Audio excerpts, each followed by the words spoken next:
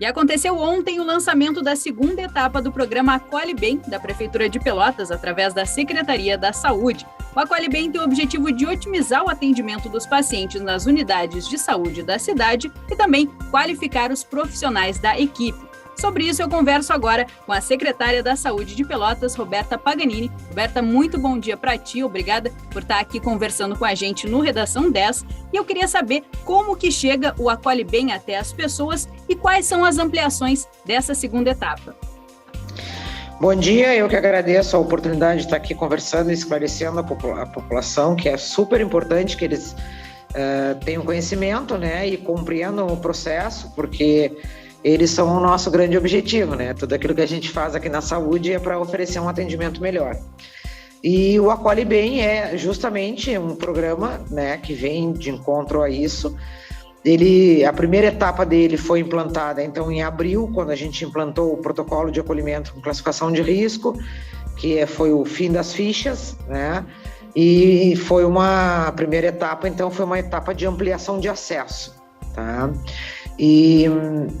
E a gente sabe que, claro, ainda tem questões que precisam ser melhoradas e ajustadas, isso é sempre um processo contínuo, né?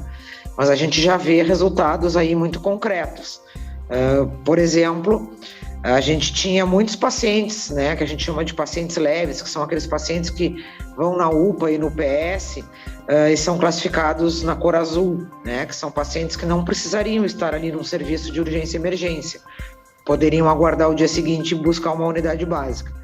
E que muitas vezes não buscavam, né, justamente pela dificuldade de acesso, porque tinha que ir muito cedo para tirar uma ficha, ou porque chegava lá já não tinha mais ficha disponível. Então, em abril, quando a gente implantou o protocolo, a gente tinha, por exemplo, na UPA, a gente teve 1.500 e poucas pessoas que foram classificadas como azul, né? E agora, nesse mês de setembro, nós tivemos 100 e poucas. Então, quer dizer, 90% já não está indo mais na porta de urgência e emergência. E isso significa a credibilidade da implantação desse processo, né? Não é que as pessoas chegaram na UPA e não foram atendidas, elas já não foram. E se já não foram, é porque estão encontrando este acesso nas unidades básicas de saúde. E agora, a segunda etapa, ela vem para melhorar ainda mais a primeira, né? A gente, vamos dizer assim, abriu a porta, né, para a população poder entrar e agora a gente precisa qualificar aquilo que a gente tem a oferecer, tá?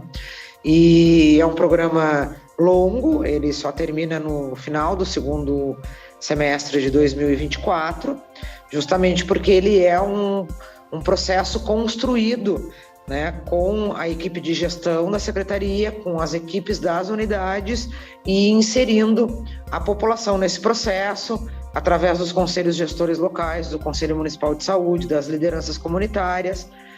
E como é que ele se dá, assim, mais objetivamente, a metodologia dele? A gente não quer fazer capacitação apenas, né? Vou dar um exemplo. A gente poderia fazer uma capacitação sobre a qualificação do atendimento pré-natal, né, as questões técnicas. Mas a gente quer mais do que isso, a gente quer uma mudança de cultura, uma mudança de processo. A gente quer que a unidade saiba quantas gestantes ela tem no território dela. Né? Dessas gestantes, tem alguma que tem algum adoecimento crônico, uma comorbidade, que a gente quer que essa gestante chegue na unidade e ela seja acolhida, seja visto todo o contexto dela, toda a situação socioeconômica, familiar, né? Se a gravidez era desejada, se não era, como é que ela está lidando com a gestação, e que a gente possa fazer aí o acompanhamento, né, de todas as etapas da vida dessa gestante e desse bebê que vai nascer. Então é uma mudança de processo, como a gente diz, mas para ser uma mudança de processo, precisa ser uma mudança cultural. E aí, então, essa metodologia, ela se utiliza de metodologias ativas de aprendizagem, que são vivências, que são rodas de conversa, que se utiliza da problematização, né? Então, a equipe, por exemplo, da rede materno-infantil, vai fazer um encontro com a equipe da atenção primária e vai trazer temas que a gente chama de temas disparadores para fazer aquele processo de reflexão e aí identificar quais são as dificuldades que eu tenho hoje na unidade para ofertar um serviço melhor. Que serviço melhor é este que nós devemos e queremos ofertar, né? O que aí usando a gestante ainda como exemplo, o que as gestantes, quando procuram uma unidade básica, esperam dessa unidade, né? Então é todo esse processo.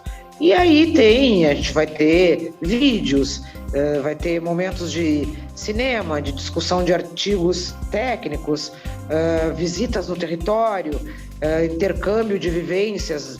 O pessoal da unidade vem vivenciar o dia a dia também, por exemplo, da equipe de regulação da Secretaria de Saúde, para ver como é que se dá o acesso à atenção especializada, né, de consultas e exames. É um processo longo, como eu disse, mas que vai trazer essa qualificação. Os resultados, eles não vão aparecer só lá em 2024, né? Ele está dividido em etapas. Então é assim, nós temos sete linhas de cuidado, né, e diretorias aqui na Secretaria. Então a gente vai trabalhar a rede materno infanto-juvenil, as questões da Diretoria de Vigilância em Saúde, da Diretoria de Atenção Especializada Hospitalar, da rede de atenção às urgências, da rede de doenças crônicas não transmissíveis, da rede de doenças crônicas transmissíveis, e a rede de equidades vai trabalhar junto com a rede da pessoa com deficiência, né? Então são 7 módulos, vamos dizer, 7 linhas de cuidado. Ao longo de todo o processo, as unidades vão passar por todos esses temas, tá? Mas como é que a gente fez? A gente fez um encontro com as equipes da atenção primária para que eles escolhessem qual era o primeiro tema que eles gostariam de trabalhar. Até pensando nas características do território, da população que eles atendem, das necessidades que as equipes têm. Uma equipe tem mais expertise em atendimento de criança, né? Então talvez tenha mais necessidade de olhar as questões das doenças crônicas, por exemplo. Outra equipe não, outra equipe quer entender as questões de vigilância em saúde. Então as equipes escolheram, né, qual dessas linhas de cuidado elas vão iniciar. A ideia é que a primeira etapa seja concluída aí em torno de 3 meses. Então, daqui 3 meses, as unidades vão escolher o próximo tema. E aí a previsão, a média de duração de cada etapa é 3 meses. Então, é por isso que 3 vezes 7 vai dar lá no final do primeiro semestre de 2024, para que, quando terminar, todas as unidades tenham, né, feito essa mudança cultural, mudança de processo de trabalho e qualificação de todas as linhas. Certo, secretária, acho que a senhora foi bem conclusiva e nos explicou bastante como acontece realmente o Acolhe Bem aqui em Pelotas, e é muito bom saber que mais uma política pública em relação à saúde ela está sendo ampliada na cidade. Agradeço a tua participação aqui com a gente no Redação 10. Muito obrigada.